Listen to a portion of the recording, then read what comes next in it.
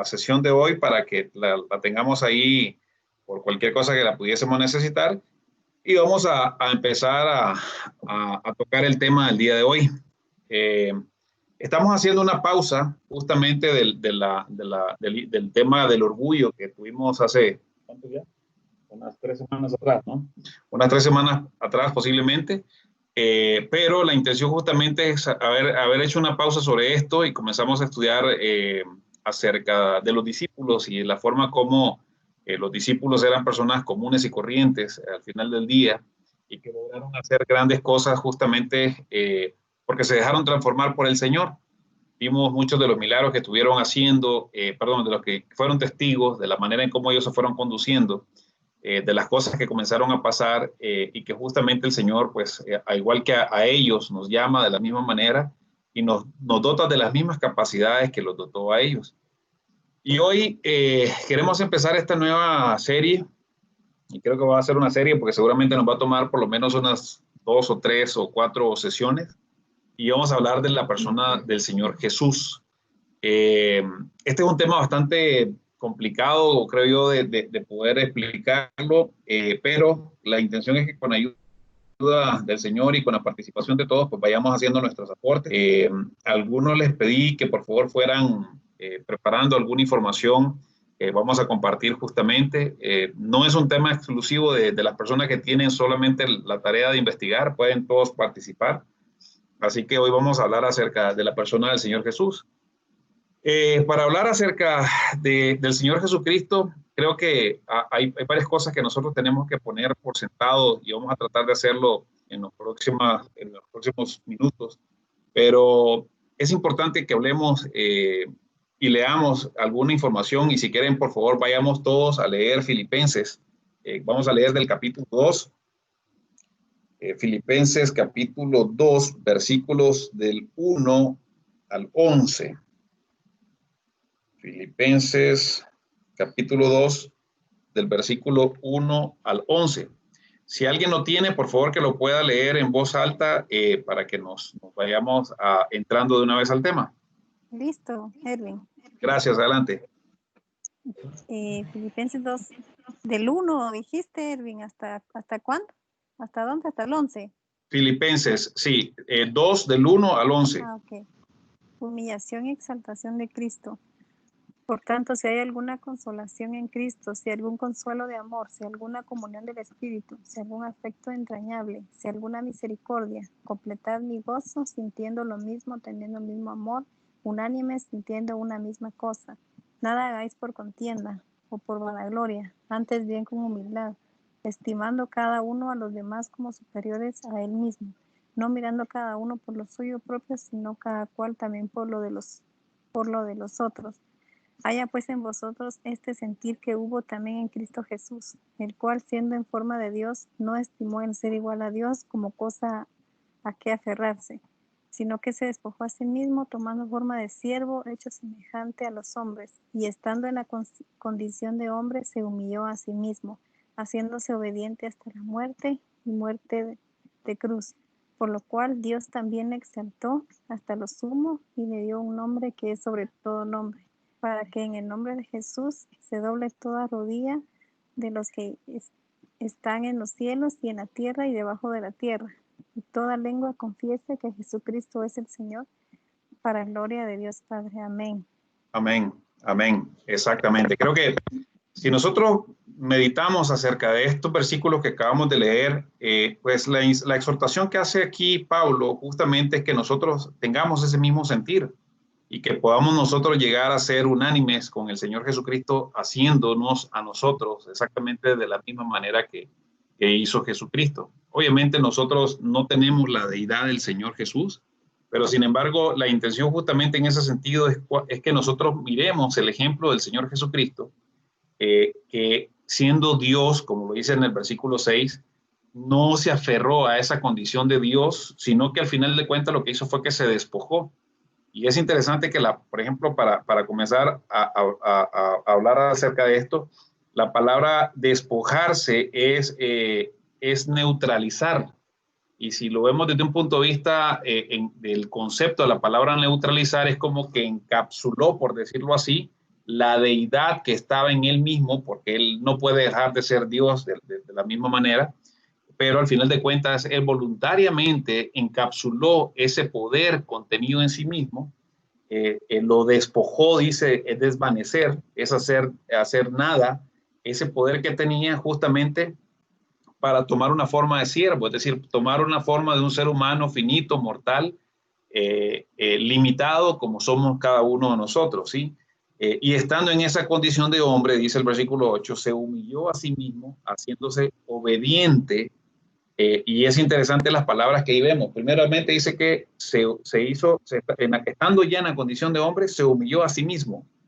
Y luego dice que se hizo obediente. Es decir, aquí vemos un tema que es interesante y vamos a irlo estudiando un poco en la medida en que vayamos avanzando acerca del tema, porque hay un versículo que él dice que aprendió obediencia aquí en la tierra. Entonces, esa es una cuestión que al final del día genera muchas dudas, porque la pregunta que uno puede hacerse, bueno, ¿cómo así que el Señor aprendió obediencia? Si es el Señor, es decir, de alguna manera lo vamos a ir explicando, pero aprendió obediencia hasta la muerte y muerte de cruz.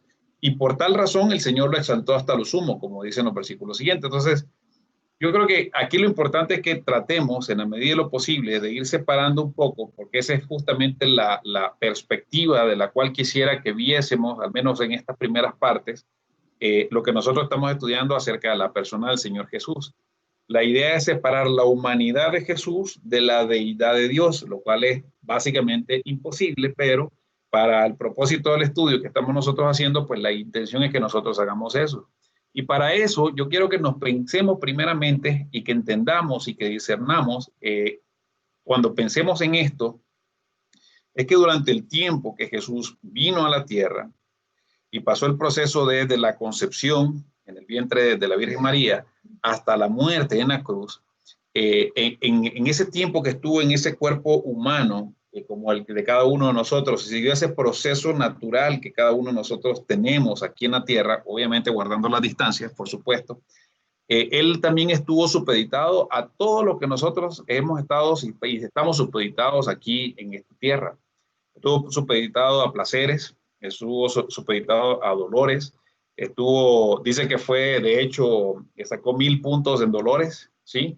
En tentaciones, tuvo sensaciones físicas, tuvo sensaciones emocionales, psicológicas, morales, de todo lo que nosotros padecemos, justamente él exactamente lo vivió y lo encarnó, valga la redundancia, en sí mismo, y padeció humillación, padeció escasez, padeció desprecio, tuvo hambre al igual que nosotros, tuvo necesidad de ropa, tuvo que trabajar, lloró, es decir, en varias ocasiones lloró, tuvo dependencia, porque justamente si aprendió obediencia, justamente fue porque fue dependiente de sus padres terrenales, durmió, porque tuvo la necesidad igual que todos de dormir, fue un hombre que tuvo sed, que tuvo hambre, al igual que nosotros, que tuvo felicidad,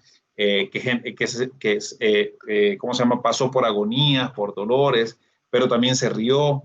Dice en algunas partes que él danzó incluso, y lo extremo que llegó a ser, pues, a través de todo el padecimiento que tuvo, fue que también igual murió como lo hacemos nosotros, ¿sí? Al menos físicamente hablando.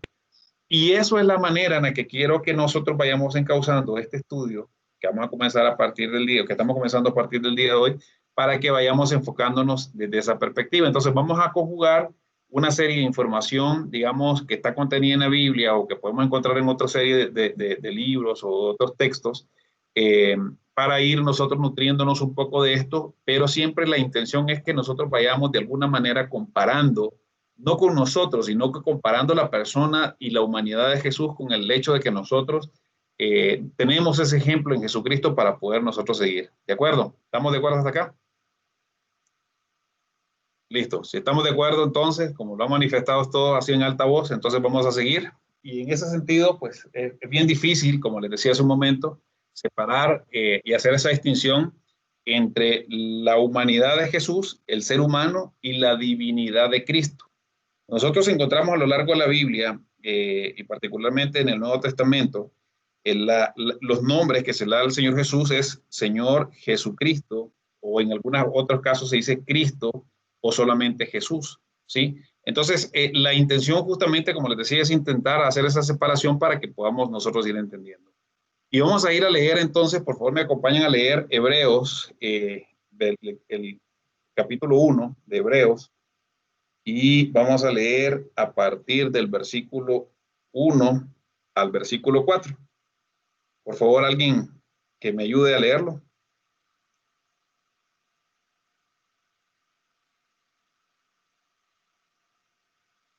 Uno, por favor, nada más de todos. Hebreos, ¿qué, Erwin? Hebreos 1, del 1 al 4. Vaya. Dios ha hablado por su Hijo.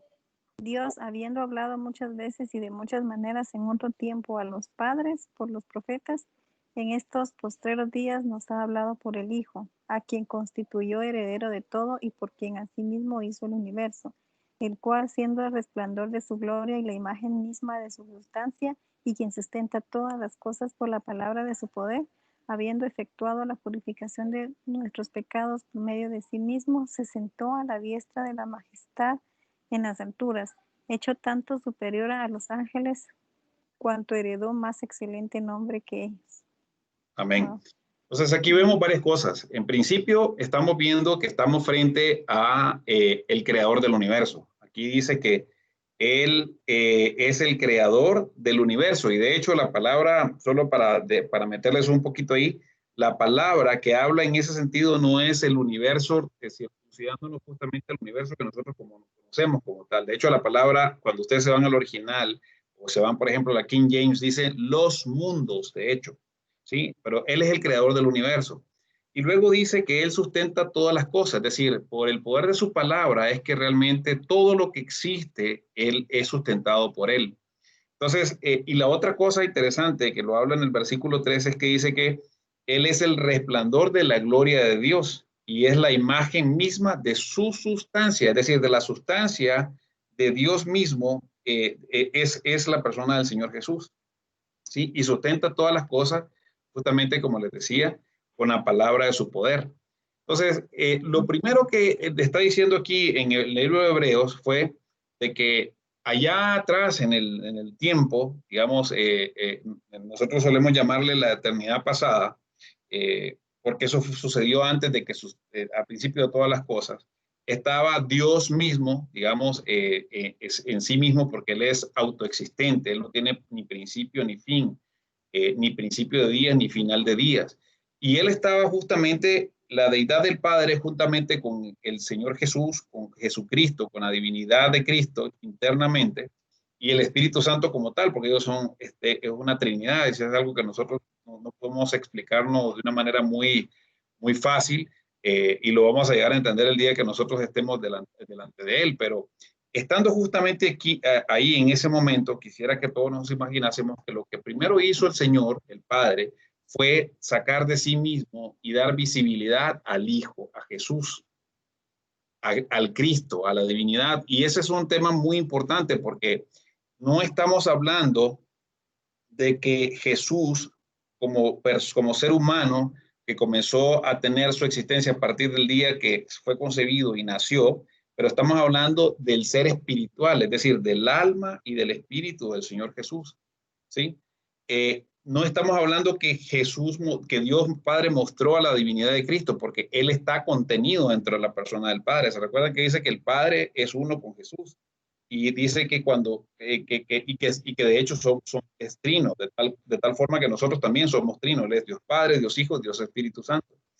Y de esa manera siempre han existido. Lo que pasa es que para efectos de poder, el Padre utilizar al Hijo, por decirlo de alguna manera, para que creara todas las cosas y tener a alguien que pudiese ponerse entre la humanidad que iba a crear y el Padre mismo, para que no pudiésemos nosotros morir por la gloria del Señor, tuvo que poner a ser visible a la persona del Señor Jesús, a la divinidad, no al Jesús humano, sino a la divinidad, para que a través de él, como acabamos de leer nosotros en Hebreo, pudiera crear todas las cosas y pudiera sustentarlas por el poder de su palabra. Entonces, lo que estamos hablando nosotros es que en ese sentido, la divinidad de Cristo tampoco tiene un inicio, ¿sí? Y tampoco tiene un fin, sino que como Dios Padre es el alfa y el omega, el principio, de hecho dice, la Aleph y la Talef, que es como está en el, ¿cómo se llama? En el abecedario hebreo, por decirlo así, en el alfabeto hebreo. Es decir, no tiene ni principio ni tiene final. Es exactamente lo mismo que pasó con él. Entonces, desde el principio, y así lo dice el libro de Juan, y si quieren vamos a leer un poquito Juan rápidamente, Juan 1:1, dice, vamos a esperar que cargue mi, le dice, a ver, en el principio era el verbo, y el verbo era con Dios, y el verbo era Dios. Es decir, ahí lo que ustedes ven, están viendo que existe una triunidad inseparable, pero al mismo tiempo, para efectos de poder crear todo lo que creó, lo que hizo fue, el Señor, mostrar a la persona del Señor Jesucristo, a través del cual íbamos a nosotros a tener un contacto. Desde ese entonces ya lo sabía el Señor, ¿sí? Entonces, lo primero que hizo el Señor desde el principio fue justamente tener esa unidad perfecta entre el Cristo y la persona de Jesús, aun cuando la persona de Jesús en ese momento era solamente un ser espiritual. Estamos hablando de alma y de espíritu, porque él fue proveído de un cuerpo hasta más adelante. Entonces, en el Salmo 27, si quieren vamos a leer Salmo 2:7, si me acompañan, vamos a ver algunas de las características. Salmos 2:7.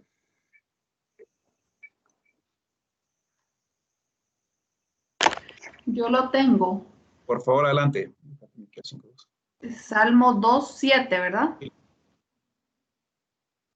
Sí, por favor. Voy a anunciar la decisión del Señor. Él me ha dicho, tú eres mi hijo, yo te he engendrado hoy. Amén. Entonces, si ustedes se fijan, desde ese momento que pasó en esa eternidad pasada, allá cuando no había absolutamente nada, Dios el Padre dijo, yo te he engendrado hoy. Y ese fue el momento en el que dio a conocer a su Hijo Jesús, para que a través de él se pudiesen hacer todas las cosas, como lo leemos en Colosenses o con Tesalonicenses, y como lo acabamos de leer ahora en Hebreo.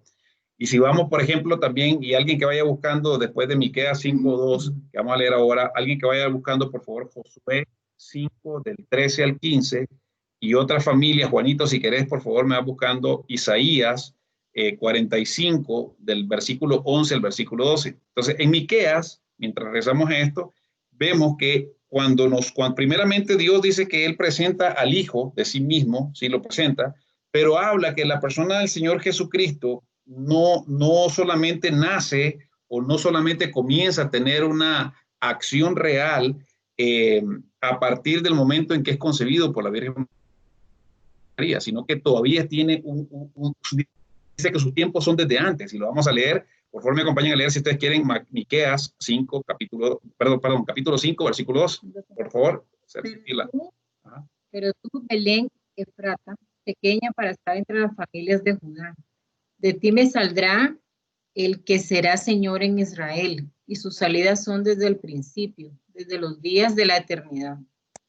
Exactamente, si ustedes ven eso, estamos hablando que aquí Miqueas, mi libro de Miqueas profetiza desde hace años atrás, ¿sí? Y esa profecía se la he dado al profeta Miqueas desde tiempos de muchos antes, es decir, desde tiempos antiguos, donde dice aquí, está profetizando que van a nacer el Salvador en Belén de Efrata, pero dice algo que es interesante, dice, y sus salidas son desde el principio, desde los días de la eternidad.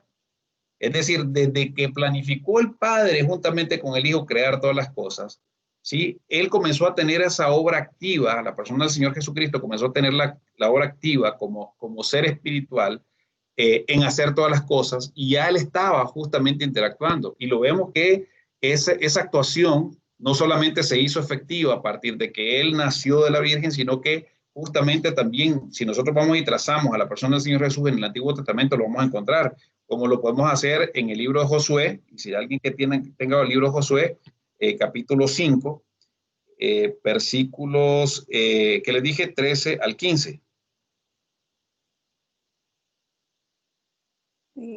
Sí, Josué y el varón con la espada desenvainada. Estando Josué cerca de Jericó, alzó sus ojos y vio un varón que estaba delante de él, el cual tenía una espada desenvainada en su mano, y Josué, yendo hacia él, le dijo: ¿eres de los vuestros o de vuestros enemigos, o de nuestros enemigos? Y él respondió, no, mas como príncipe del ejército de Jehová he venido ahora. Entonces Josué, postrándose sobre su rostro en tierra, le adoró y le dijo, ¿qué dice mi señor a tu siervo? Y el príncipe del ejército de Jehová respondió a Josué, quita el calzado de tus pies, porque el lugar donde estás es santo. Y Josué así lo hizo. Amén. Ahí estamos hablando que estaban preparándose. Josué, se recuerdan que Moisés no pudo liberar a Jericó, ¿no? No pudo entrar a la tierra prometida. Y estaban preparándose para la batalla de Jericó, cuando justamente delante de él se llegó este, vamos a decir, ángel, que no es un ángel. Estamos hablando que justamente, como lo dice ahí, es el príncipe del ejército de Jehová. Estamos hablando que es el Señor Jesucristo, que tomó una forma corpórea en ese momento para alistarse a enfrentar al enemigo, en ese caso del pueblo de Israel, y cuando le pregunta que quién era, al final del día le dice, tú eres, ¿eres de los nuestros o eres de nuestros enemigos? Porque Josué no había podido tener la capacidad de poder reconocer la persona del Señor Jesús. Cuando recibe la respuesta de la persona del Señor Jesús, en esa forma corpórea, donde le dice, él le respondió, no, más como el príncipe del ejército de Jehová he venido ahora. ¿Y por qué nosotros podemos decir y afirmar que él no era un ángel? Porque los ángeles dicen que no son superiores a Dios y por lo tanto nosotros no podemos venerar ni adorar ángeles. Al final del día, aquí vemos nosotros que cuando el Señor Jesús, como el príncipe del ejército de Jehová, llegó y se le mostró a Josué, automáticamente lo que hizo fue que se postró rostro en tierra y le adoró. ¿Sí? Que es la acción que nosotros hacemos cuando oramos al Señor. Y le dice, ¿qué dice mi Señor a su siervo? Y fíjense que el versículo siguiente, que es el versículo 15, justamente tiene esa analogía como cuando Dios Padre se le presenta a través de su Hijo a Moisés, cuando se le presentó en la zarza ardiente, que le dijo, yo soy. Y justamente le dice las mismas palabras, quita el calzado de tus pies porque el lugar donde estás es santo. Y era el lugar donde estaba porque la presencia misma de Dios mismo, el Dios Hijo, haciéndose manifiesto a través de esta persona que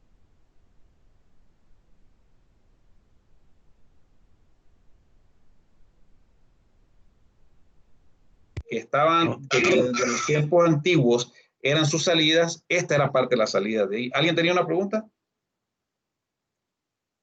¿No? Listo. Otra de las formas en las que nosotros también encontramos a la persona del Señor Jesús en el Antiguo Testamento es en Isaías. Vamos a ir a ver Isaías 45, del 11 al 12. Si alguien lo tiene, por favor. Amén. Adelante. Así dice Jehová, el Santo de Israel, y su formador, preguntadme de las cosas por venir, mandadme acerca de mis hijos y acerca de la obra de mis manos. El 12 dice, yo hice la tierra y creé sobre ella al hombre. Yo mis manos extendieron los cielos y a todos sus ejércitos mandé. Amén. Amén. Entonces, si ustedes se fijan, aquí estamos volviendo a hablar de la misma persona del Señor Jesús, porque la Biblia dice, y lo leímos en Hebreos, y lo podemos ir a buscar en los demás, digamos, libros de la Biblia, de que quien formó la tierra e hizo todo lo que nosotros conocemos, y lo hizo para él, y que fue puesto para él, y que Dios mismo, y que él mismo posteriormente lo sostiene con la palabra de su poder, es la persona del Señor Jesús. Entonces aquí vemos que justamente se repite, donde le dice que yo hice la tierra y creé sobre ella al hombre, que fue parte de lo que hizo también el Señor Jesucristo en el jardín del Edén. ¿Se recuerdan? Antes de cuando trajo al hombre y lo puso en el jardín del Edén. Entonces aquí vemos entonces que en la persona del Señor Jesucristo, hablamos de la divinidad, no la persona, no de la humanidad, es decir, de Jesús, el hombre. Él ya existía desde siempre. Simplemente lo que Dios hizo fue manifestarlo, como lo vimos, para que pudiese a través de él crear todas las cosas. ¿Sí me siguen hasta ahí? ¿Está bien? Amén. Sí, ¿O hay dudas? amén. Amén. Listo. Entonces, hay cosas interesantes que vamos a comenzar a ver, digamos, ya ahora, teniendo eso en mente, y la importancia de poder hablar acerca de esto, de este antecedente o de esta introducción, es para que nosotros podamos separar un poco esas dos partes, que nuevamente no es fácil, porque obviamente estamos hablando de Dios mismo hecho hombre, Pero en ese sentido vamos a tratar de dar algunos datos y alguna información relacionadas a la persona del Señor Jesús. Si ya nos vamos a ver a la persona, al hombre como tal, dice que, de alguna información que pude encontrar, dice que el ministerio terrenal de Jesús fue en alrededor desde el año 5 antes de Cristo al 33 después de Cristo. Sí, perdón, desde el año 5 al año 35, 33 después de Cristo. En su estado glorificado fue posterior al año 33, ¿no? Y es justamente a la edad que se cree que el Señor Jesús murió. Y esa razón se da porque creo que en Lucas, lo vamos a ver más adelante, dice que cuando él comenzó su ministerio era de edad más o menos de 30 años. Y el ministerio público duró aproximadamente 3 años, ¿no? Durante el tiempo que estuvo con los discípulos, que estuvo en el desierto, que hizo todo lo que hizo hasta llegar a la muerte y a la resurrección. Entonces, dice acá, un resumen de los principales hechos revela que Jesús nació en Belén, en la provincia de Judea, en el Imperio Romano, alrededor del año 5 antes de Cristo. ¿Por qué se dice antes de Cristo? Porque a partir de la muerte es que se comienza a contar los años, digamos, de su padecimiento. Según su naturaleza humana, y él era un judío, el bebé sería totalmente hombre y completamente Dios, dos naturalezas en una sola persona. Y él también sería llamado el Cristo, que significa el elegido de Dios. Entonces, con esto, pues vamos comenzando a entrarnos al tema y aquí vamos a comenzar a hablar, antes de comenzar a hablar acerca de la tarea que les dejé a cada uno y particularmente a las personas que estudiaron acerca del nacimiento. Hoy vamos a ver solamente el nacimiento seguramente y la próxima semana vamos a ir viendo su adolescencia y su inicio de su ministerio hasta las tentaciones y posteriormente vamos a ir así llevando hasta su muerte, ¿de acuerdo? Entonces, si ustedes ven aquí yo les puse aquí un mapa, ¿sí? Acerca de Jerusalén en esos entonces. Y nosotros leímos que él nació, dice que nació, ¿dónde? ¿En dónde fue que nació? Según lo que estamos leyendo. Nazaret. En Nazaret, exactamente. Y si se fijan, aquí está Belén y aquí está Nazaret. Y es interesante, todo este tema que teníamos nosotros por acá, no me acuerdo por dónde es que está, pero digamos, creo que es por este lado, pero al final del día,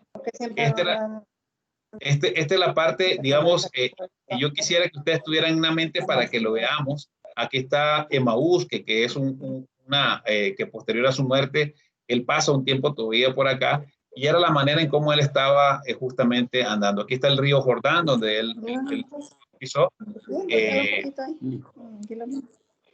¿Aló? ¿Alguna pregunta, Glenda? No, perdón. Ok, listo. Entonces, ahora vamos a ir leyendo, por favor, y vamos a ver algunos eventos preliminares al nacimiento del Señor Jesús. Vamos a hablar acerca de la genealogía, creo que es importante. Vamos a ver la genealogía según Mateo, vamos a ver la genealogía según Lucas, que habla justamente de María. Vamos a ver de una manera así muy rápida algunos personajes que están dentro del linaje del Señor Jesús, es decir, como sus ascendentes o parientes.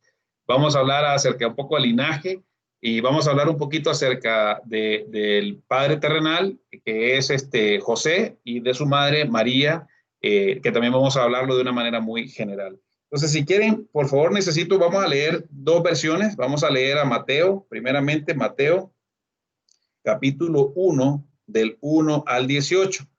Y luego si quieren yo leo esta primera parte y luego alguien más que por favor se vaya buscando Lucas, el capítulo 3, del versículo 23 al versículo 38, donde hablamos específicamente acerca de la genealogía del Señor Jesús. Aquí vamos a mencionar muchos nombres, traten de poner atención un poco porque son muchos nombres los que hay, pero al final del día son interesantes la información que vamos a conseguir aquí. Dice Mateo, capítulo 1, versículo 1, genealogía del Señor Jesucristo. Dice, libro de la genealogía de Jesucristo, hijo de David e hijo de Abraham. Abraham engendró a Isaac, Isaac a Jacob y Jacob a Judá y a sus hermanos. Noten aquí, en este caso, que no hablan, por ejemplo, de otra persona que engendró hijo de Jacob. ¿Quién era el otro hijo de Jacob? ¿Se recuerdan? ¿Sí se recuerda quién era el otro hijo de Jacob? Esaú, ¿se recuerdan? Estaba Esaú, que tampoco se menciona. Tampoco se menciona a Ismael, hablando de Abraham, sino que en el versículo dice, Abraham engendró a Isaac, Isaac a Jacob, y Jacob a Judá y a sus hermanos. Judá engendró de Tamar a Fares y a Sara, Fares a Esrom, y Esrom a Aram. Aram engendró a Aminabad a Nasaón, y Nasaón a Salmón. Salmón engendró de Rahab a Booz, Booz engendró de Ruth a Obed, y Obed a Isaí. Isaí engendró al rey David, y el rey David engendró a Salomón, que fue de la que fue mujer de Urías. Salomón engendró a Roboam, Roboam a Abías, y Abías a Asa. Asa engendró a Josafat, Josafat a Joram, y Joram a Usías. Usías engendró a Jotam, Jotam a Acaz, y Acaz a Ezequías. Ezequías engendró a Manasés, Manasés a Amón, y Amón a Josías. Josías engendró a Jeconías y a sus hermanos en el tiempo de la deportación a Babilonia. Después de la deportación de Babilonia, Jeconías engendró a Salatiel, y Salatiel a Zorobabel. Zorobabel engendró a Abiud, y Abiud a Eliakim, y Eliakim a Azor. Azor engendró a Sadoc, Sadoc a Akim, y Akim a Eliú. Eliú engendró a Eleazar, Eleazar a Matán, y Matán a Jacob.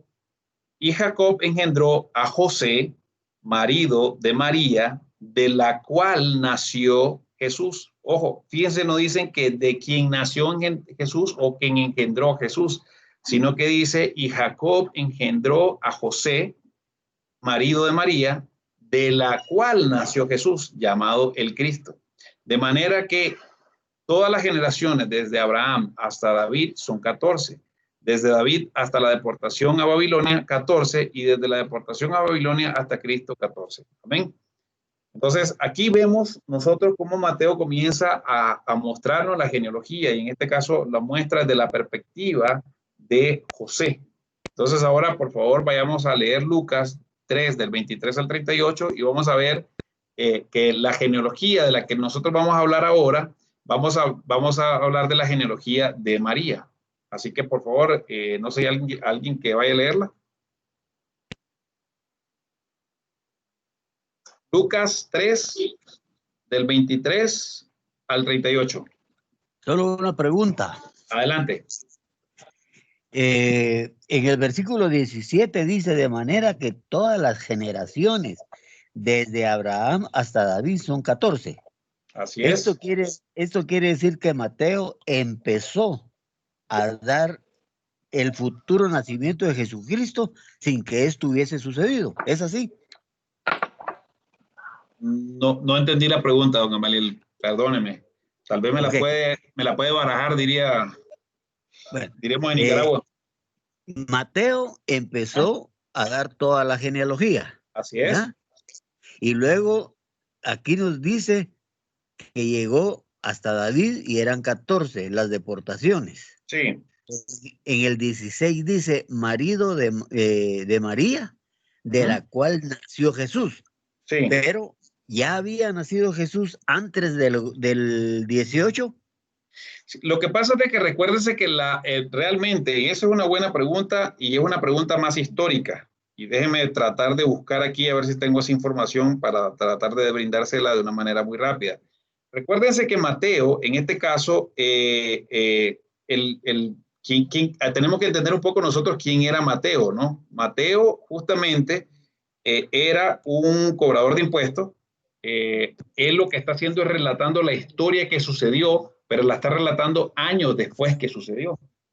Sí, entonces Mateo, cuando comienza a escribir esto, lo comienza a escribir, y estoy tratando de buscar en qué fecha fue más o menos en la que se escribió Mateo, pero fue posterior al tiempo y fue justamente hecho precisamente para las personas judías de ese entonces. Fue para quien él escribió justamente esto, pero lo escribió tiempo después que incluso que el Señor Jesús hubiese muerto. Entonces, cuando él está leyendo esto y lo está trayendo a colación, lo que está haciendo es haciendo una referencia histórica, pero lo importante es lo que vamos a leer a continuación, y vamos a dar un poco de información relacionado a por qué es importante el hecho de que pasaron 14 generaciones desde una hasta la otra, y desde la otra hasta la otra pasaron otras 14. ¿Y cuál es la importancia de eso? Y eso es lo que vamos a leer a continuación. Pero el evento que le está diciendo lo está relatando de manera hacia atrás, o sea, hacia lo que ya pasó. No sé si con eso... Sí, está bien, muchas gracias. Ok, ¿alguien más tiene alguna pregunta? Listo, entonces vamos a leer Lucas 3:23. Lucas 3, capítulo 3, versículo 23 al 38. ¿Alguno? Y cuando comenzó su ministerio, Jesús mismo tenía unos 30 años. Exactamente. Siendo como se suponía, hijo de José, quien era hijo de Elí. Y Elí de Matat, Matat de Leví, Leví de Melqui, Melqui de Jana, Jana de José, José de Matatías, Matatías de Amós, Amós de Nahum, Nahum de Esli, Esli de Nagai, Nagai de Maat, Maat de Matatías, Matatías de Semei, Semei de José, José de Judá, Judá de Joana, Joana de Reza, Reza de Zorobabel, Zorobabel de Salatiel, Salatiel de Neri, Neri de Melqui de Adi, Adi de Cosam, Cosam de Elmodam, Elmodam de Er de Josué, Josué de Eliezer, Eliezer de Jorim, Jorim de Matat, Matat de Leví, Leví de Simeón, Simeón de Judá, Judá de José, José de Jonán, Jonán de Eliakim, Eliakim de Melea, Melea de Mainán, Mainán de Matata, Matata de Natán, Natán de David, David de Isaí, Isaí de Obed, Obed de Booz, Booz de Salmón, Salmón de Naasón, Naasón de Aminadab, Aminadab de Admin, Admin de Aram, Aram de Esrom, Esrom de Fares, Fares de Judá, Judá de Jacob, Jacob de Isaac, Isaac de Abraham, Abraham de Tare, Tare de Nacor, Nacor de Serug, Serug de Ragau, Ragau de Peleg, Peleg de Eber, Eber de Sala, Sala de Cainán, Cainán de Arfaxad, Arfaxad de Sem, Sem de Noé, Noé de Lamec, Lamec de Matusalén, Matusalén de Enoc, Enoc de Jared, Jared de Mahalaleel, Mahalaleel de Cainán, Cainán de Enos, Set de Adán y Adán de Dios. Amén. Si se fijan aquí, es totalmente interesante porque aquí vemos que es a la inversa. Mateo comienza de Abraham hasta José, ¿sí? Y en este caso, aquí es todo lo contrario. Aquí comienzan del final hacia el principio hasta llegar a Dios. Es decir, llegan no solamente de Abraham, sino que van hasta el padre de Abraham y así sucesivamente hasta llegar a Adán y hasta Dios mismo, que fue el que hizo la creación.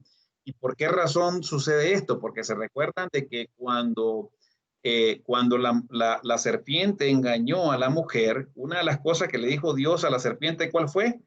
Le dijo, la simiente de la mujer te va a herir en el calcañar.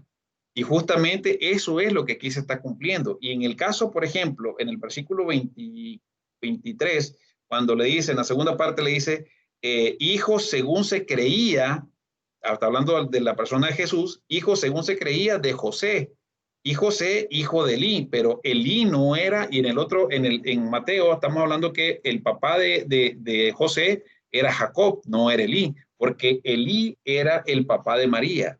Pero en ese entonces, justamente, de quien estamos hablando es que Elí era el suegro o el padre político de José. Entonces, aquí podríamos nosotros ver cómo en el caso de Mateo, por ejemplo, comienza su evangelio, con la genealogía y el nacimiento del Señor Jesucristo, ¿sí?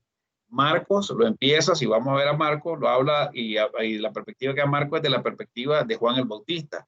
Lucas comienza a hablar un relato, más detallado acerca de la concepción y el nacimiento de Jesús y de la concepción y el nacimiento de Juan el Bautista, que era quien vino delante a anunciar al Señor Jesús e iniciarlo en el ministerio de Jesús ya cuando lo comenzó a hacer aquí en la tierra. Y Juan lo que hace es que empieza resaltando la divinidad del Cristo, introduciendo al verbo encarnado, cuando se refiere a que le dice que en el principio era Dios y Dios era el verbo, etcétera, etcétera, y yendo directamente al inicio del ministerio terrenal del Señor Jesús posteriormente. Entonces, la genealogía de Cristo que estamos registrando aquí, y que lo vimos, por ejemplo, en Mateos o en Lucas, hay una clara diferencia entre las dos genealogías, pero no es que haya una contradicción. De hecho, hay muchas cosas interesantes que se complementan la una de la otra, ¿sí? La respuesta, digamos, que podríamos nosotros encontrar a esta aparente contradicción es en realidad bastante sencilla. ¿Por qué? Porque la genealogía dada por Mateo lo que sigue es una línea, la línea de José, que fue lo que les hablaba hace un momento. Sí, mientras que la otra lo que habla es la línea de María, pero al final cuando dice en el versículo 23, hijo según se creía de José, pero realmente a quien se está refiriendo ahí es de José como esposo de María, ¿sí? Pero de hecho, esa parte la vamos a ir entendiendo y seguramente aquí Cristian, no sé qué más específico acerca del nacimiento del Señor Jesús, vamos a tener algunos datos interesantes que vamos a traer a colación. Entonces, aquí el padre, digamos, de José, como lo expliqué hace un momento, era Jacob, pero aquí lo estamos hablando justamente en el caso de lo que acabamos de leer de Lucas, estamos hablando que era el suegro, y en ese entonces, y particularmente en la tradición judía, a quienes se reconocen es a la genealogía de acuerdo al hombre, no de acuerdo a la mujer, aunque en esta parte encontramos que hace mucho énfasis, que en el caso de Mateo hace mucho énfasis que Jesús no nació engendrado de José, sino que nació de María. Sí, ese es un dato bien importante.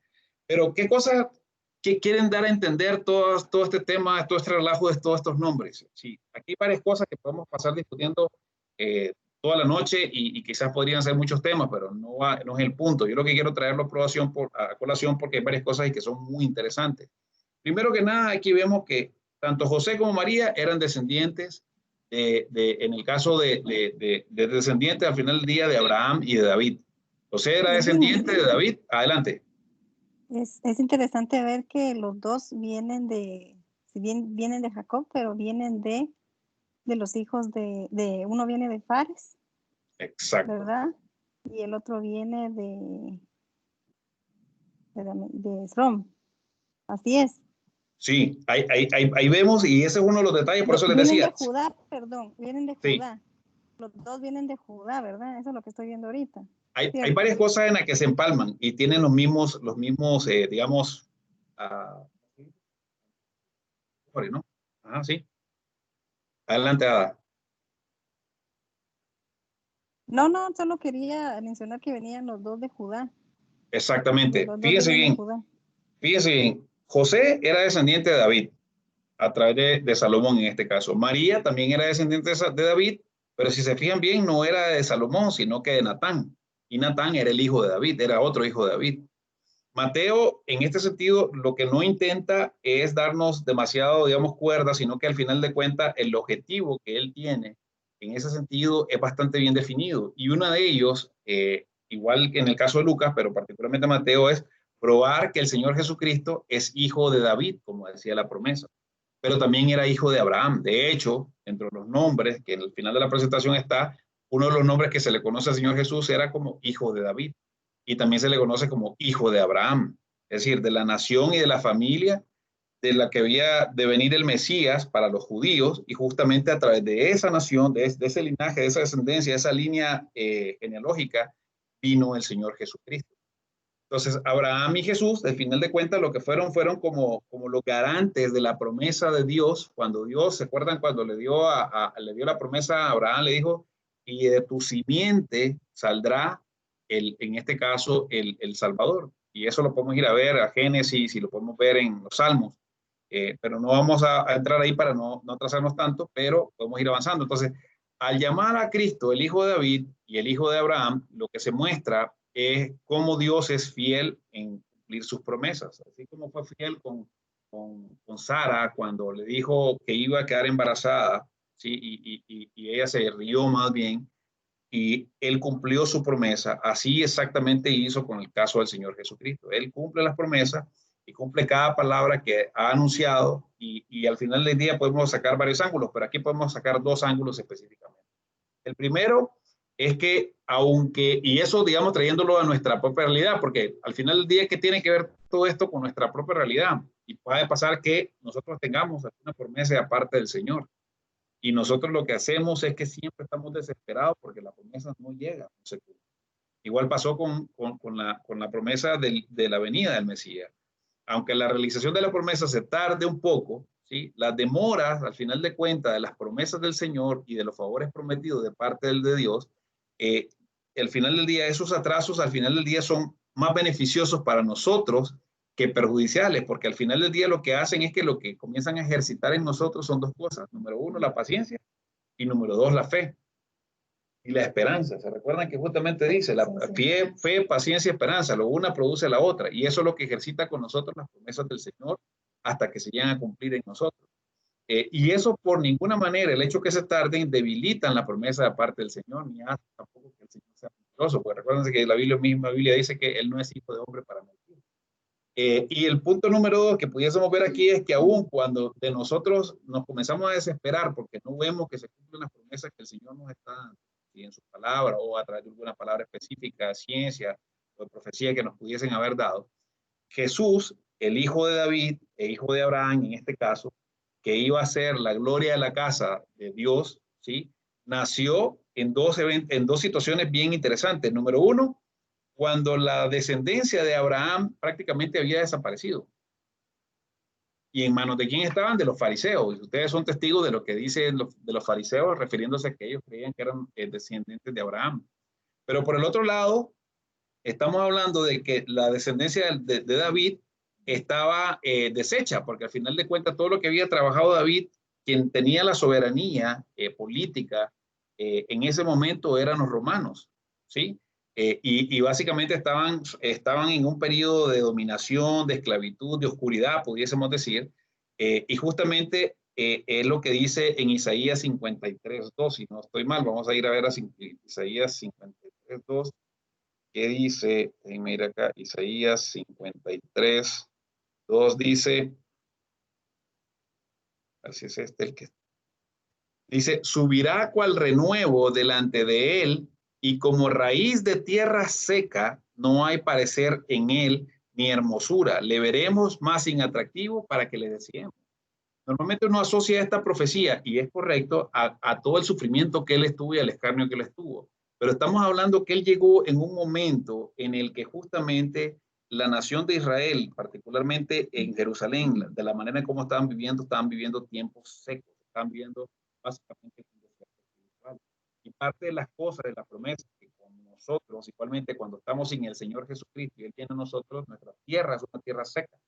Y lo que Él dice que Él viene a darnos a nosotros de su palabra para que nosotros nos alimentemos de ella en forma de agua y que esas aguas se reviertan en ríos de agua vida que salten para vida eterna. Es lo que significa en ese tanto. Entonces, hay datos más interesantes en ese sentido, por ejemplo, sobre los familiares, y vamos a leer un poquito sobre esto, y hay un dato bien interesante, fíjense bien, ni Abraham, ni Jacob, ni Judá, ni David, ni Salmón, todos ellos, ninguno de ellos fueron primogénitos. Y eso, digamos, a nivel de, según la carne, si ustedes van a ver individualmente a cada uno de ellos, ninguno de ellos fue primogénito.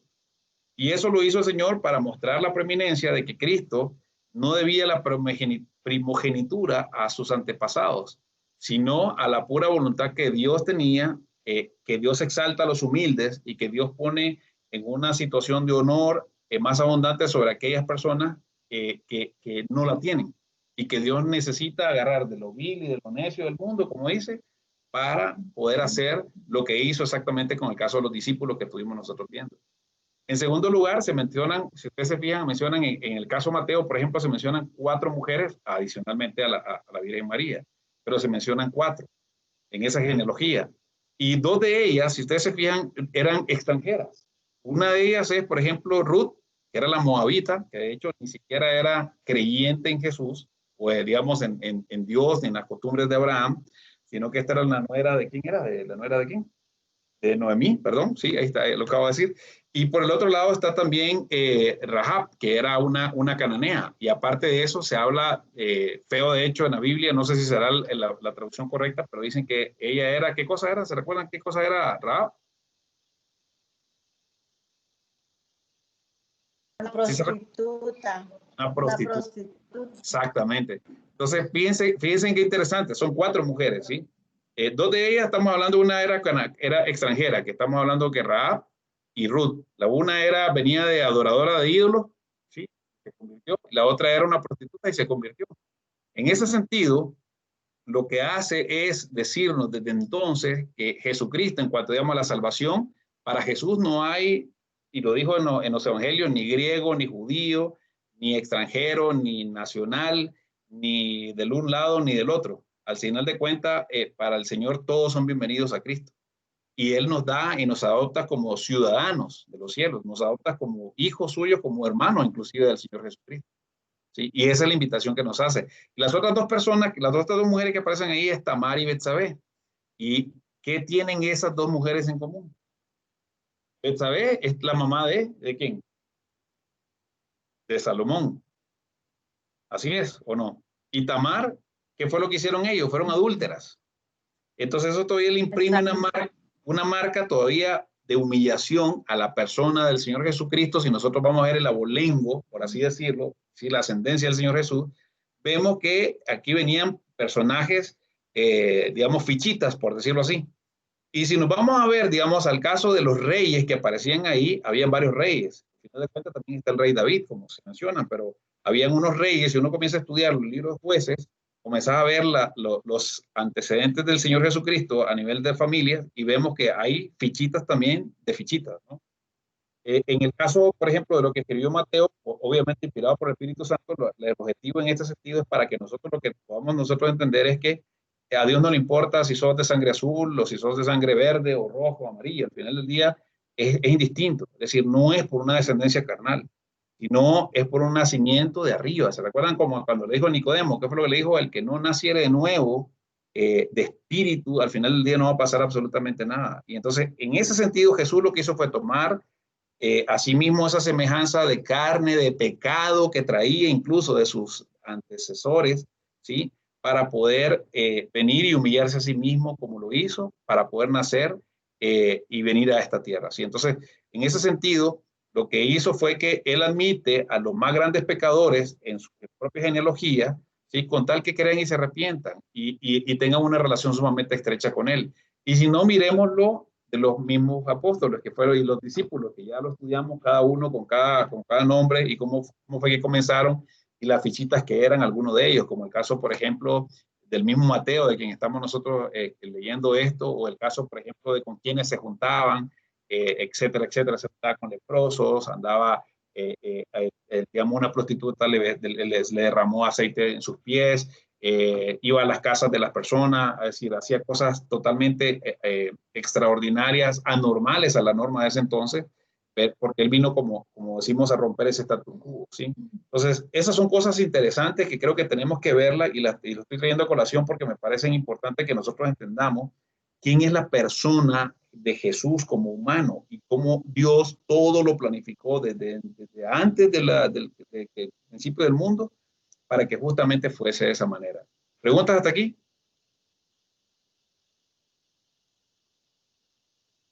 Listo, seguimos. Entonces vamos a hablar de los padres del Señor Jesús. Vamos a tratar de ser muy breves con esto porque nuevamente el foco de esto es la persona del Señor Jesucristo. Pero, ¿qué sabemos nosotros de José? De José realmente en la Biblia se sabe muy poco, es decir, es muy poca la información que tenemos por ahí. Básicamente que se llamaba José de Nazaret, ya vimos de quién era hijo de Jacob, pero se reconoce también como el esposo de la Virgen María, en este caso de María, la madre de Jesús de Nazaret, así se llamaba el Señor Jesús. porque era el padre, en términos legales, ¿cómo sería, mi estimadísimo Fernando? ¿Cuál es el término legal de un padre adoptivo?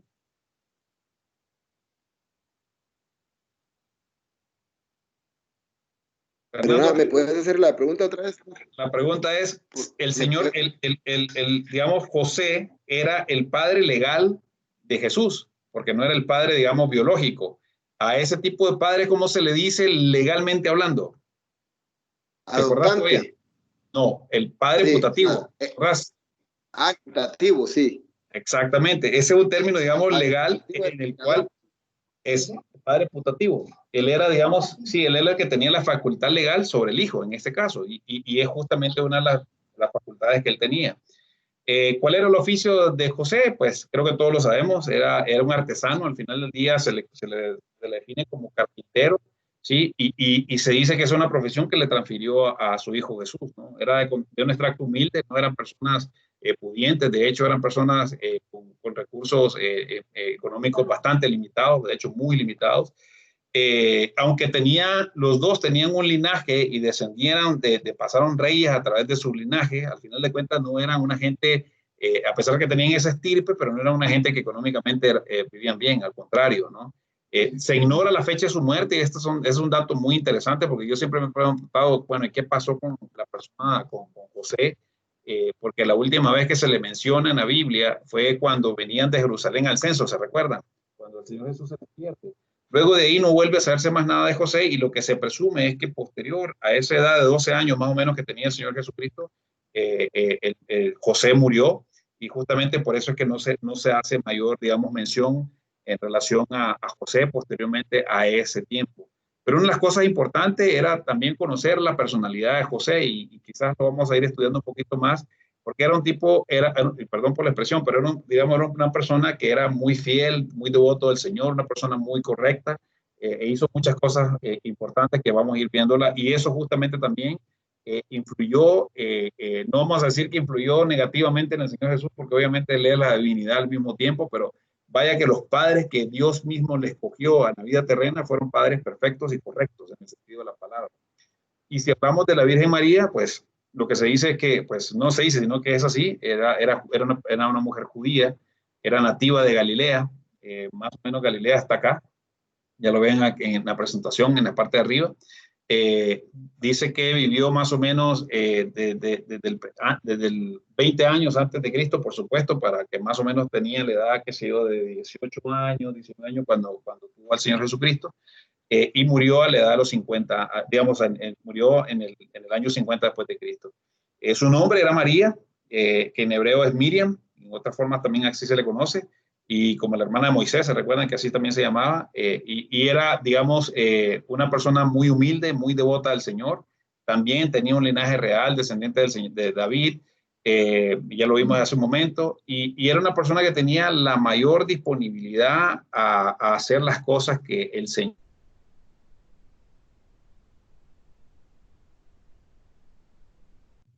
¿Se pegó o no escuchó nada ahí? Hola, ¿el resto escucha? Ahorita sí. Ahorita sí. Ok, muy bien. Entonces, estamos hablando que en el caso de la Virgen era virgen, pero ya estaba prometida en matrimonio. A eso se le llama desposada. Y en ese caso, con quien estaba desposada era con José, porque no se había casado todavía, estaba virgen. En ese sentido, estaba prometida a José. Y en este caso pasó, digamos, todo este tiempo metiéndose en la adoración al Señor, en su devoción al Señor. Fue una persona muy devota, en ese caso al Señor, y muy humilde. Y lo que se dice es que creció justamente al norte de Israel, en la provincia de Galilea, como lo mencionamos, aunque su familia originalmente era originaria de Judea, y por eso fue que tuvieron que ir a hacer el censo hasta donde tenían que ir, justamente por donde ellos vivían. Otro dato interesante es que la ciudad de Galilea era llamada Nazaret, y por eso es que se le llama, aquí esta ciudad de Galilea, digamos, se le llama Nazaret, y por eso el nombre de Jesús de Nazaret. Eran muy conocedores ambos, en este caso, de las Escrituras, y eso se demuestra justamente con las respuestas y la forma en la que condujeron la vida y la manera en cómo se entregaron al Señor, ambos casos, ¿sí? Entonces, vamos a seguir abordando este tema y vamos a hablar un poco acerca de la concepción. No sé si tienen preguntas hasta aquí. ¿No? No, Erwin. Listo.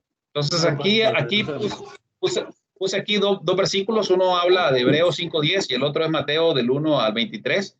Y en el caso de la concepción, estamos hablando, como dice aquí en Hebreos 5:10, dice, por lo cual, al entrar él al mundo, dice, y refiriéndose en este caso a Jesucristo, sacrificio y ofrenda no has querido, pero un cuerpo has preparado para mí.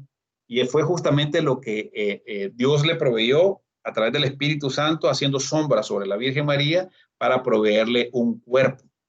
Y en el caso de Mateo 1:23 dice, he aquí la Virgen, esta era una profecía que se había dado y que fue la conversación que tuvo el ángel Gabriel con José, dice, he aquí la Virgen concebirá y dará a luz un hijo y le pondrán por nombre Emmanuel, que traducido significa Dios con nosotros. Entonces aquí vemos que al final de cuentas Dios lo que se hace es que se vale de cada uno de nosotros para cumplir sus promesas. En este caso, digo, no pudo haber escogido mejor a la persona, la Virgen María, para poder pues ese recipiente a través del cual utilizó para el vientre de María para hace más de 2000 años para que pudiese ser la casa donde el espíritu y del alma del Hijo de Dios viniesen a habitar, ¿sí? En forma de semilla.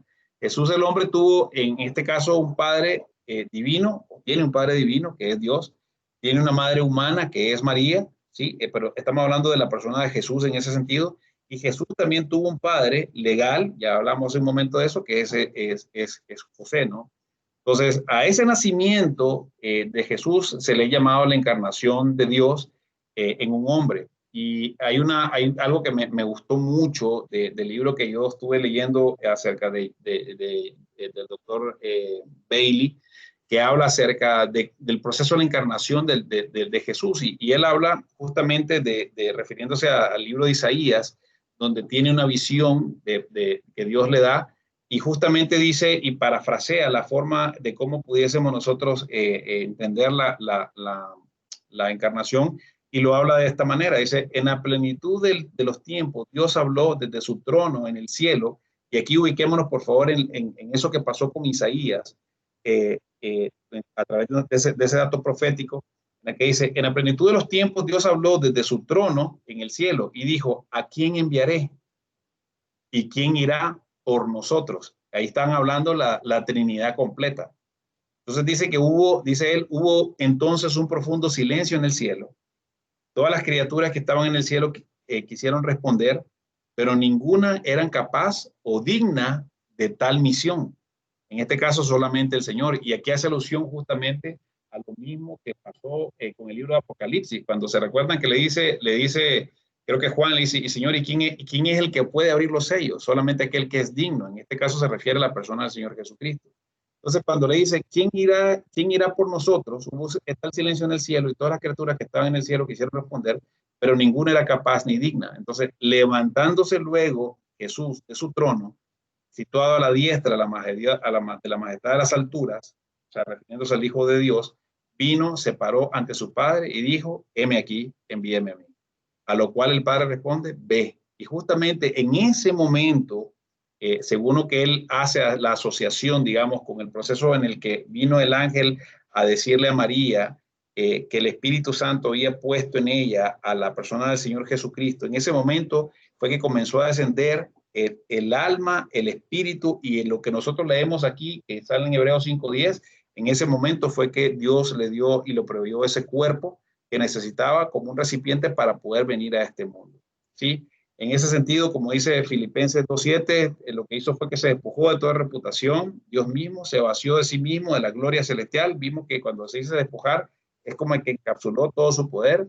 Finalmente abandonó el cielo, descendió a la tierra, y en ese momento el Hijo de Dios se convirtió en una semilla dentro del vientre de la Virgen María. Esa es la manera en cómo lo pone el doctor Bailey en este caso, acerca del ministerio de la concepción. Pero también hay muchos autores que hablan respecto de esto. Por ejemplo, Matthew, que es comentarista de la Biblia que se llama Matthew, les voy a decir ahora, se llama Matthew Henry, hace un comentario como este, dice, el misterio de la encarnación de Cristo en sí es un misterio y un hecho milagroso. No sabemos cuál es el camino del viento, ¿sí?, relacionado a lo que dice Juan 3:8, o cómo crecen los huesos en el vientre de la mujer, relacionado a lo que dice Eclesiastés 11:5. Mucho menos podemos saber cómo fue formado el cuerpo de nuestro Salvador en el vientre de la Virgen María. Y lo que sí podemos asegurar es, y ahí trae a colación lo que dice Salmo 139:6, dice, mi embrión vieron tus ojos, siendo un imperfecto, y en el libro estaban escritos todas las cosas, todos mis miembros que luego fueron formados, cuando aún no existía ni uno solo de ellos. Entonces, en ese sentido, si ustedes ven, lo que hace es que el Señor Jesús, en este caso como hombre, tiene la sustancia de un ser igual que nosotros, como es la Virgen María, pero también tiene la sustancia de Dios mismo. Y es algo que nosotros no podemos explicar, pero al final de cuentas, de esa manera, la unión trina divina de parte del Señor con la persona del Señor Jesús siempre estuvo ahí manifiesta. ¿Sí? Pero, y justamente fue ese proceso que llegó hasta el hecho de que pudiese llegar al nacimiento. ¿Sí? Y aquí hay varias cosas que suceden relacionadas a este evento.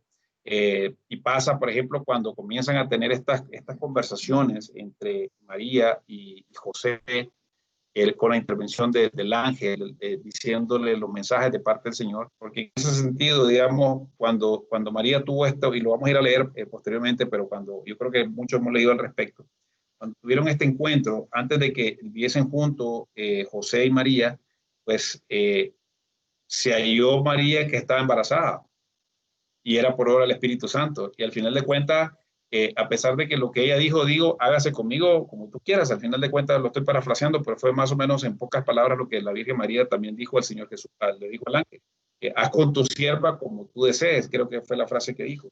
En ese sentido, según tu palabra. Según tu palabra, exactamente. ¿Por qué? Porque ahí vemos entonces el nivel de entrega y el nivel de adoración y el nivel de persona y la calidad de pureza que tenía como ser humano, y la entrega al Señor que tenía tanto, en este caso, María como José. Incluso para José fue todavía un poco más incómodo, pero digo, por el estigma social que vivía en eso entonces, porque imagínense ustedes cómo iba María desde una perspectiva de mujer en ese punto histórico, en ese entorno que ellos vivían, para poder convencer a los demás que ella era inocente y que no había perdido su virginidad y que el hijo que tenía era del Espíritu Santo, ¿sí? Y las leyes eran sumamente muy gruesas, es decir, cualquier persona que fuese encontrado no digna, lo que hacían era que la tenían como ramera, la apedreaban hasta que pudiese morir. En ese sentido, lejos de angustiarse por eso, sino que, digamos, plenamente consciente de lo que eso significaba, y posteriormente cuando el ángel le da la noticia de la magnitud de la escogencia que había hecho Dios con ella, justamente lo que hace es que encomendó la causa al que juzga rectamente, y es al final de cuentas lo que también nosotros estamos llamados a hacer. Cuando hay una situación en la que nosotros mismos no tenemos ninguna manera en cómo poder defendernos a nosotros mismos, al final del día lo que deberíamos de hacer es venir a la palabra y decir, Señor, hágase según tu palabra. Es decir, tú que eres el que juzga como mejor te parezca, como mejor te plazca, ante esta situación de una acusación falsa que te están haciendo. Tú sabes que mi corazón está aquí delante de ti puro, limpio, etcétera. No he cometido ningún pecado en ese sentido y lo estoy haciendo porque te amo y estoy sirviéndote a ti. Y de esa manera nosotros nos abandonamos y echamos nuestras cargas por el Señor, como lo dice en este caso María. En el caso de José, por ejemplo, sabiendo la noticia, seguramente se había quedado parado en una sola pieza con gran preocupación por cómo iba a obrar en ese caso, porque dice que es interesante y no sé si quieren, bueno, lo vamos a leer posteriormente para que miremos en esto y lo recordemos justamente cuando estamos hablando por el tema del tiempo, pero digamos, él no podía creer lo que María le estaba comentando, lo que se estaba dando cuenta, porque estábamos hablando de una persona virtuosa, temerosa del Señor, y estaba hablando de que en ese sentido la encontró embarazada, y al final de cuentas él no podía entender qué es lo que estaba sucediendo ahí. Él no quería denunciarla, como dice el mismo texto al final del día, ¿verdad? Por haberle hecho lo que hizo, porque si la denunciaba, lo que tocaba era la muerte al final del día y apedreada. Y en ese sentido lo que hizo José fue que comenzó a reflexionar sobre qué es lo que tenía que hacer, sobre qué juicios tenía que tomar o cuál es la decisión que tenía que hacer. Y ahí vemos justamente la misericordia de José, el carácter que tenía, la forma de ser de José, porque lo que no quería era justamente hacer algo contra ella, porque aparte la amaba seguramente, ¿sí? Pero la palabra de Dios dice que él obró así porque él era un hombre justo, ¿sí? Porque era un hombre bueno, era un hombre, digamos, temeroso del Señor, según el corazón de Dios, y por eso Dios también lo había escogido como el padre putativo, el padre legal de Jesús aquí en esta tierra. Y lo que hizo fue que se inclinó misericordia, como lo hizo Dios, y se prestó a perdonar a María en ese sentido, como lo que debería pasar con nosotros. Y al final de cuentas, lo que dijo al final del día, en algunos de los casos que vemos ahí, es que dice que él resolvió dejarla en secreto para que nadie se diera cuenta. Pero al final de cuentas, cuando él pensaba hacer eso, el ángel viene y le dice de quién se trataba, ¿sí? Le informa que el ser que iba a tener un ser santo que estaba en su esposa y la manera en cómo lo había concebido. Y en ese sentido lo que hace es que él completamente se deshace y tiene una forma totalmente diferente de actuar para con ella. Se pone al frente de la situación porque sabe que la responsabilidad que le están dando, y justamente por eso cuando le dicen en Mateo 1:23, esas palabras se le dicen a José: he aquí la Virgen concebirá y dará a luz un hijo y le pondrán por nombre Emmanuel. Y él justamente asume la responsabilidad que tenía y es lo que hizo hasta lo que conocemos al día de hoy. Así que ese fue el proceso de concepción y ahora vamos a entrar a la parte del nacimiento. Tenemos 1:17 minutos. No sé si quieren que continuemos y hablamos acerca del nacimiento. Creo que Cristian tenía algo que investigó, o si quieren que hagamos nosotros una pausa aquí y seguimos dado introducido ya el tema este que estamos viendo, lo continuamos el próximo lunes. Lo dejo a su criterio. Yo voto por la pausa, pastor. Ok, mucha información. Listo, pues entonces hagamos una pausa. No sé qué dicen los demás. La pausa sí, es porque no hiciste la tarea. No, sí la tengo, pero... Bueno, buenísimo. Listo, entonces, si quieren comentemos un poco acerca de lo que estamos escuchando. Y quisiera saber que ustedes qué opinan, porque al final del día, la forma en la que quiero que llevemos hola Carlita, la forma que quiero que llevemos este estudio es justamente viendo desde la perspectiva humana, es decir, de cómo Dios, siendo Dios, hombre, hizo todo lo que hizo, encapsulando todo su poder y pasó todo lo que pasó. O sea, lo que nos dice al final del día, que es el propósito de este estudio, es que también nosotros estamos llamados a ser igual que Cristo, a ser seguidores de Cristo, porque Él pudo porque, y yo mismo en algún momento, en la estupidez de mi mente y de mi juventud, alguna vez expresé y dije, no, es que Jesús porque era hijo de Dios, pues, o sea, ¿cómo no va a poder? Pero al final de cuentas, el hecho de no conocer lo que Él hizo, la forma en cómo lo hizo, qué fue lo que pasó, cuál fue el proceso que hicieron, cuál era el fin, me hace a mí pensar que en efecto la persona de Jesús nos pone a nosotros el mejor ejemplo, ¿verdad? Y entonces abro el micrófono para sus comentarios y posteriormente pues seguimos con el nacimiento. A mí me encanta eso último que estabas hablando. Buenas noches, antes que nada. Adelante, buenas noches. Yo soy la esclava del Señor, hágase en mí según su palabra, porque ahí es un ejemplo, como tú decías, de humildad, de sumisión, de decir, si tú lo mandas, está bien y no tengo miedo. Y el no temer a ser lapidada, ¿verdad? Exacto. Por las leyes que existían. Y pues San José, que es un hombre tan sabio también, porque ahí sí que solo Dios pudo haber hecho eso, ¿verdad? Que él haya comprendido que realmente confiaban en Dios, eran personas totalmente íntegras, entregadas, ya estaban preparadas. Amén. Ya estaban predestinadas, que a pesar de que tuvieron que pasar todo y luego vamos a ver el tema de cuando él tuvo que huir, ¿verdad? Para que naciera Jesús, porque el censo y los iban a matar y todo lo demás. Un hombre admirable, un hombre que le dijo sí al Señor. Y pues, y la Virgen María definitivamente también ese sí.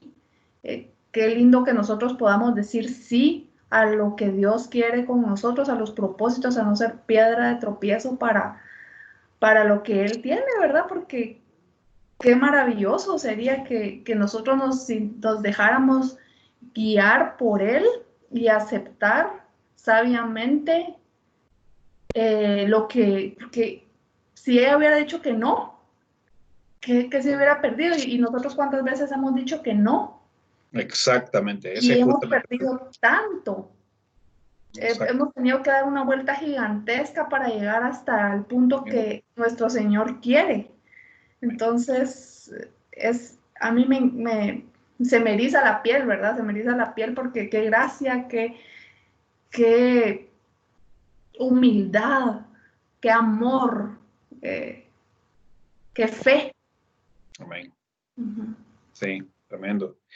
Solo quiero aportar un comentario al que vos dijiste. Sí, ellos eran personas especiales y seguramente Dios los venía preparando en sus corazones, pero también eran hombres igual que nosotros. Ellos pudieron, como decís vos, tomar la decisión de decir no. De hecho, claro, en el caso de José pudo haber visto el estigma social al que se estaba metiendo y la misma Virgen María y poder tomar una decisión distinta. Y es justamente el punto de lo que vos mencionabas, que nos pasa igual a nosotros. Nosotros podemos, como el pueblo de Israel, dar 40 años en el desierto para llegar a la tierra prometida, o como lo vamos a ver en el caso del Señor Jesús, que pasó 40 días en el desierto, ¿no? ¿Alguien más que quiera aportar algo, por favor? Ervin. ¿Yo? Sí, adelante. Realmente el contenido de este estudio es bastante grande y realmente es muy rico en información. Pero tomando el tema de ahorita de José y María, nos vuelve a enseñar, nos da una enseñanza de obediencia, de humildad, ¿verdad? Y de sumisión, ¿verdad? Y José también en su oportunidad se negó, mas sin embargo después se arrepintió y aceptó, por decir algo, el reto que el Señor le estaba poniendo en su vida, porque en nuestros días no cualquiera agarra a una persona que esté esperando y que no sea de uno, ¿verdad? Realmente si lo llevamos a nuestros días es muy raro, ¿verdad? Pero él obedeció y eso me llama mucho la atención, la obediencia, la humildad que tuvo tanto José como María en aceptar el mandato del Señor. Amén, totalmente de acuerdo. Yo quiero aportar algo más, perdón, si puedo. Okay. Después de Gilberto, si quieres, Carlita. Perdón. No hay pena, perdón, Carlita. Ervin, yo siempre he tenido una duda, ¿por qué? Tuve la oportunidad de hablarlo con un judío que como ellos no creen en que Jesús sea el Mesías, ¿verdad? Y uno de los argumentos que me daba él era que la profecía habla del nacimiento del Mesías con el nombre Emmanuel. ¿Y por qué en el cumplimiento de la profecía para nosotros como Jesús es nuestro Mesías no se utiliza el nombre que la profecía da? Es una muy buena pregunta y la respuesta está más adelante. Vamos a ir viendo un poco acerca de los nombres del Señor. De hecho, parte de los nombres, en el último slide que les coloqué ahí aparecen algunos cuantos nombres. Pero justamente el nombre Emmanuel, y creo que el pastor Eric lo dijo una vez, que hablábamos acerca de falta mucho tiempo en el tiempo, valga la redundancia, en el que nosotros vamos a ir teniendo la oportunidad de ir, que Dios se nos vaya revelando a través de diversos nombres. Y recuerden que el nombre es naturaleza. En el caso, por ejemplo, de Dios el Padre, primeramente se le reveló como Elohim, después se le reveló y con cada uno de los 12 nombres que él tiene. En el caso de Moisés se le reveló como el yo soy, y cada una de esas formas en las que se le va revelando es un grado de crecimiento al cual nosotros vamos siendo alcanzados. Entonces, en el caso, por ejemplo, nosotros que estamos estudiando esto, el hecho de entender y comenzar a saber la diferencia entre la divinidad de Cristo y la persona del Señor Jesús, es también un grado de revelación de conocimiento que nosotros estamos teniendo del nombre del Señor, una porción de esa palabra. En el caso de Manuel, según lo que hablaba el pastor Eric, pero me voy a adelantar, pero quizás lo vamos a ver en la próxima semana, hace referencia al tiempo en el que va a aplicarse ese nombre, posiblemente en el milenio, en algún momento, y justamente está establecido de esa manera. ¿Sí? Pero al final de cuentas, lo que significa Emmanuel es Dios con nosotros. Al final del día, Jesucristo lo que dice, significa es Dios salva. Al final de cuentas, cuando la primera cosa que dice el Señor Jesús en sus primeras prácticas, digamos, públicas, lo primero que dice, el reino de Dios se ha acercado a ustedes. Y eso es Dios con nosotros al final del día también. Ok, gracias. Muy bien, Carlita. Sí, también otra cosa muy importante, algo muy bello es que Dios, Jesús, ¿verdad? Dios uno y trino, se sometió al vientre de la Virgen María durante 9 meses. Él decidió estar ahí, permanecer y ser guiado por sus padres terrenales y llevarse de la mano y ser obediente. O sea, Dios es Dios. Ellos son un átomo a comparación de la grandeza de Dios, y Él quiso enseñarnos a nosotros esa obediencia, esa sumisión, ese amor a los padres, el amar, el respetarlos, el ser el mandamiento de Dios, ¿verdad? El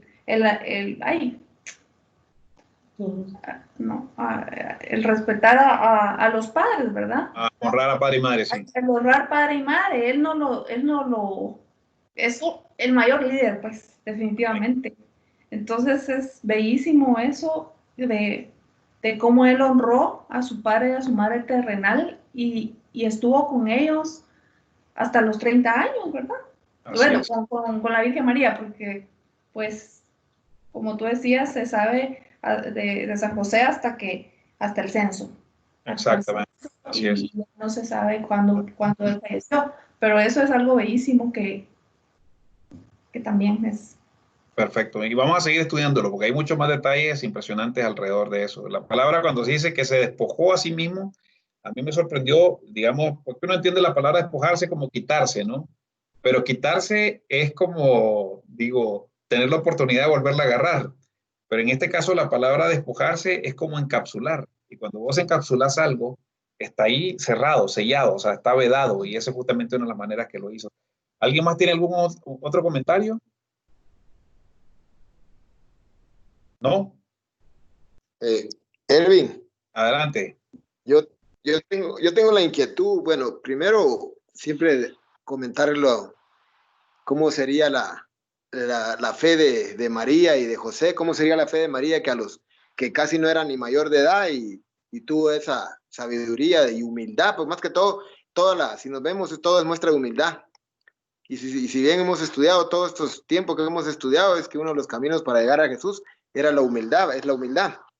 Pero yo tengo esa inquietud, yo pienso que Jesús en su divinidad se vino, pero no creo que haya encapsulado todo porque él era el Hijo de Dios y tenía siendo de Dios, y aparte de eso, en su ministerio, él paraba las aguas, el mar, caminaba, y incluso hay algunas personas que creen que hasta se teletransportaba, etcétera. O sea, Jesús siempre conservó parte de ser hijo de Dios, ¿verdad? Ahora, volviendo a María, la humildad que tuvo ella de sabiendo que en su seno tenía el hijo del ser más poderoso de la tierra y del universo, ¿verdad?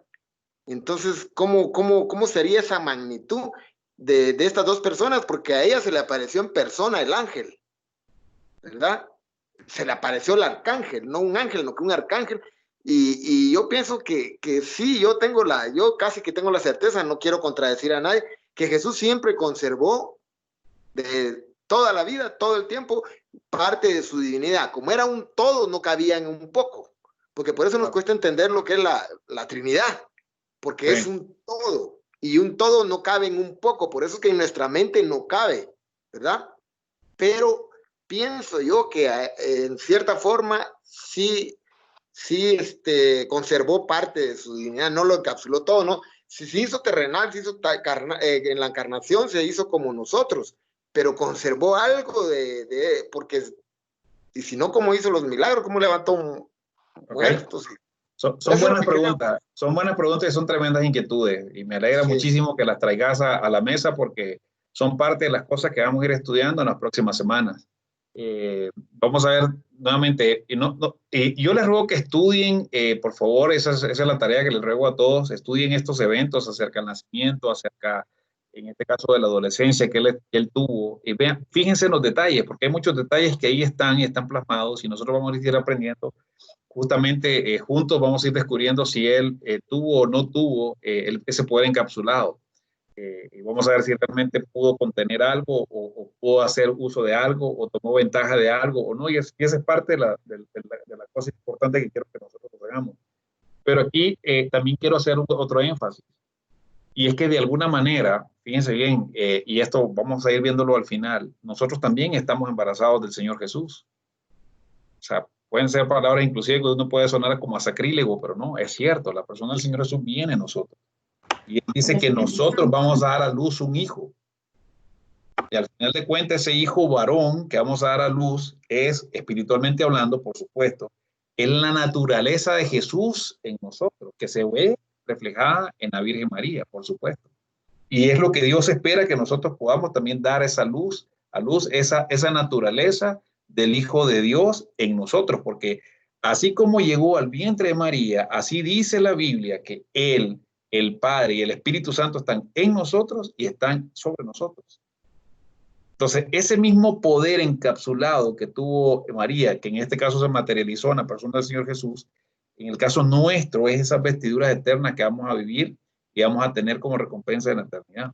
Pero eso lo vamos a ir estudiando poco a poco. Pero son tremendas las preguntas que estás haciendo. ¿Ok? ¿Alguien más para ir cerrando?